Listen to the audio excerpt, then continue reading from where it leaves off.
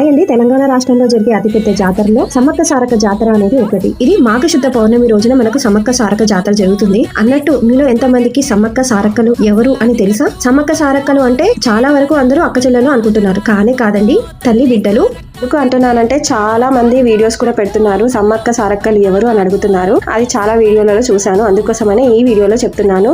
తర్వాత ఇంకొక డౌట్ కూడా ఉందండి. పగిడిద్దరాజు సమ్మక్కలకి 2 కుమార్తెలు 1 కొడుకు అని ఉంది, కానీ కానే కాదంట. ఏంటంటే పగిడిద్దరాజు సమ్మక్కకు భార్యాభర్తలు అవుతాయి. వాళ్ళ పిల్లలు సారాలమ్మ, తర్వాత జంపన్న, ఇంతేనంట. నాగులమ్మ సమ్మక్క చెల్లెలంట. మీకేమైనా దీని గురించి తెలిసి కామెంట్ చేయండి. చూస్తున్నారు కదా, భక్తులందరూ ఇంకా అమ్మవారి దర్శనానికని ఇంకా క్యూ లైన్ లో నిలబడి ఉన్నారు, మొక్కులు చెల్లించుకోవడానికని. ఇంకా ఫుల్ గానే వస్తున్నారండి. ఈ రోజు కూడా ఉంది జాతర, ఇంకా ఈ రోజుతో లాస్ట్.